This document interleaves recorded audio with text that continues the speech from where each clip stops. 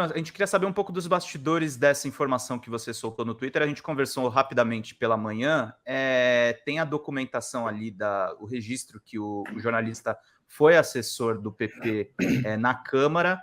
E eu ia te perguntar se você não vê semelhança entre esse caso e aquela matéria de capa da Veja baseado naquele depoimento furado do Marcos Duval, do golpe que ele teria participado de uma reunião com o Bolsonaro.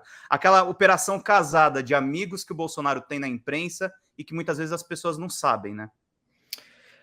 Cara, primeiro, meio-dia, né? Bom meio-dia para todo mundo que está nos vendo, nos assistindo, enfim, pessoal que está almoçando aí, só nos ouvindo, né? As pessoas fazem muito isso, né? Usam os programas como rádio, né? O que muito me deixa feliz, porque eu adoro rádio e gosto de ouvir rádio também. Pedro, primeira coisa, vamos separar uma coisa de outra coisa, porque as pessoas muitas vezes confundem, né? A gente não tem tradição na imprensa brasileira de cobrir a imprensa. Isso é uma lacuna que a gente tem no nosso jornalismo, né?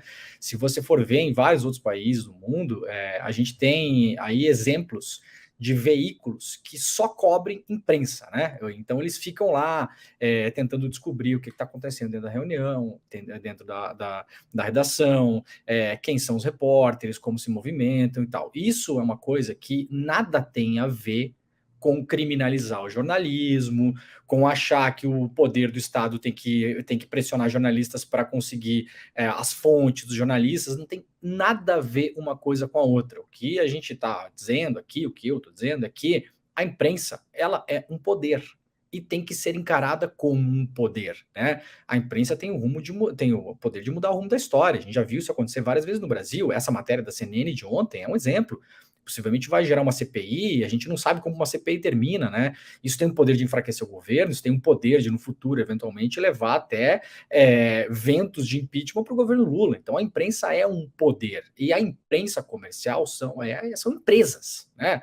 A CNN Brasil, ela é uma empresa que não dá lucro, tá? Pelo contrário, para quem não sabe, a CNN Brasil é uma empresa, ela por si, nos seus balanços, é uma empresa que dá prejuízo, e não é pouco, não é pouco. Tá? Como ela se sustenta? Com o dinheiro da construção civil e de coisas correlatas do empresário Rubens Menin. Então, é evidente que a gente tem que falar sobre essas coisas quando a gente fala em imprensa. Por que, que o valor econômico, né, Renzo, ou qualquer outro veículo do Grupo Folha vai falar em PEC do fim do mundo, né? Em vez da PEC da transição, vira a PEC da gastança, a PEC do fim do mundo. Por quê? O Grupo Folha tem interesses no setor de banco, é um banco, né? Tem ações na Bolsa de Nova York.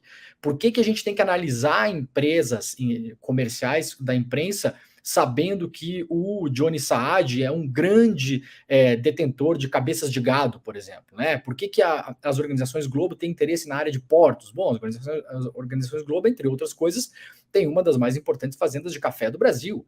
São cafeeiros, né? Então a gente tem que colocar essas coisas em perspectiva. E aí o que eu trouxe ali, né? Ontem à noite, um pouco antes de dormir, algumas pessoas me falaram algumas coisas, eu fui apurei com pessoas de dentro da CNN, pessoas da própria CNN, que não falei no Twitter, mas falo que inclusive estão muito descontentes com o que aconteceu ontem, né? E aí as pessoas me trouxeram coisas e falaram: olha, esse cara aqui dentro é intocável, esse cara aqui é um cara, ele é muito íntimo do Bolsonaro, pessoalmente, pessoa física, CPF, tá? De frequentar, de telefonar, aquela coisa toda. Então tem uma intimidade ali. Gente, basta ir para o Twitter do repórter.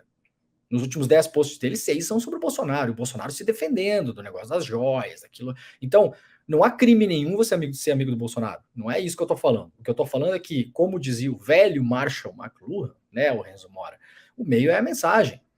O meio, ele é parte da mensagem. Se uma coisa é publicada no DCM, é diferente dela ser publicada na Globo. Se uma coisa é publicada no New York Times, é diferente de ser publicada no China Today, porque vai ter impresso ali o viés de toda essa estrutura que tem por trás. E faz parte disso as relações que os jornalistas têm com suas fontes e ou amigos, tá? Então, o que eu trouxe ali?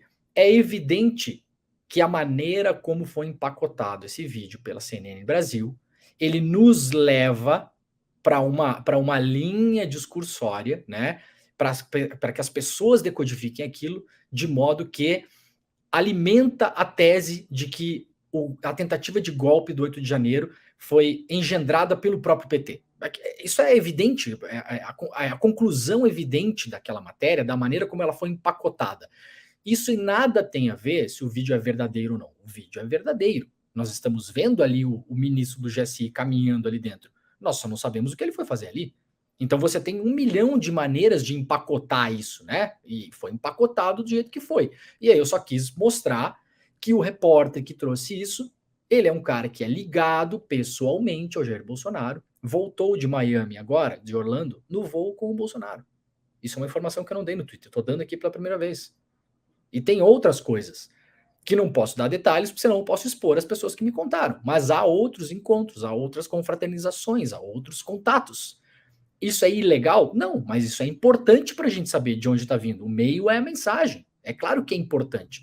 E é importante saber que ele foi assessor parlamentar da liderança do PP, partido do Bolsonaro, enquanto o Bolsonaro estava na Câmara. No PP, de 2014 a 2016. O Bolsonaro ficou até 2016 e ele era dessa liderança. Porque eu perguntei para essas pessoas, mas de onde eles se conhecem? Não, eles se conhecem porque esse cara trabalhou na Câmara. Ele foi da liderança do partido do Bolsonaro. Então, isso é informação extremamente relevante, não tem absolutamente nada a ver dizer se o colega está cometendo um crime ou não. Não estou pregando aqui que se vá atrás da fonte dele, acho isso absurdo, nunca defendi isso, me bati em relação a isso várias vezes, inclusive os vazamentos do Pentágono na semana passada, quando o Washington Post e o New York Times fizeram o trabalho, na minha opinião, um trabalho sujo, de ajudar os Estados Unidos a tentar descobrir a fonte que teria vazado os papéis do Pentágono da semana retrasada, aqueles 100 papéis, eu falei, eu nunca vou entender jornalista que gasta tempo tentando descobrir fonte. Nunca vou entender. Eu acho um caminho errado, sabe? Então, assim, não é disso que eu tô falando. Eu não quero saber quem é que passou isso pro jornalista. Eu tô dizendo, esse jornalista ele tem um viés, ele tem uma proximidade com a família Bolsonaro. E aí tem um outro detalhe muito importante. O próprio jornalista falou duas coisas na CNN, porque eu acompanhei ontem e acompanhei hoje. Duas coisas muito importantes. Ele falou, eu analisei 22 câmeras e 160 horas de material. Sabe quanto tempo ele levou para fazer isso, meu caro Pedro Zambarda? Uma madrugada. Então, gente, isso foi o repórter que falou, tá? Não sou eu que tô falando, não é por oração minha. Ele falou ao vivo na CNN. Eu estava assistindo ontem. Então, gente, Renzo, Pedro, a gente é jornalista há tempo suficiente para saber que esse filé já veio cortado. Claro. Se você recebeu 160 horas, você recebeu e alguém falou, vai lá no minuto tal que tá lá o cara, entendeu? Você não viu 160 horas uma madrugada, não vamos tirar as pessoas para trouxa também, ninguém aqui é otário. E não tem problema nenhum se você recebeu um material que o filezinho já veio cortado, mas é importante saber disso. Só não vai falar isso no ar na televisão, porque aí você já entregou a faca e o queijo pra gente. Bom, aí, né, meu caro, aí cada um. E outra coisa importante, hoje pela manhã, depois que eu terminei o meu programa lá no ICL, eu estava acompanhando o N1 no ICL também, e aí eu vi pela televisão que o repórter tinha entrado no ar de novo, ao vivo pela CNN. Ele próprio falou que quando estava analisando o material, quando viu ali que era o ministro do GSI, ligou para a vice-presidência da empresa. Então essa matéria foi empacotada com a anuência, no mínimo, da vice-presidência da empresa da CNN no Brasil. Quero crer que, eventualmente, a vice-presidência tenha, inclusive, subido essa informação. Então, gente, em que mundo essas coisas não são relevantes? É evidente que elas são relevantes. Ih, a minha luz morreu aqui. Vamos ficar. Agora vai ficar demore filme de terror. Então é assim, a gente não tem essa tradição, e essa tradição é importante. A imprensa tem que olhar para si, e você sabe, né, Pedro? Quem faz isso no Brasil vira persona não grata entre os jornalistas, porque não tem criatura mais corporativista que jornalista, né?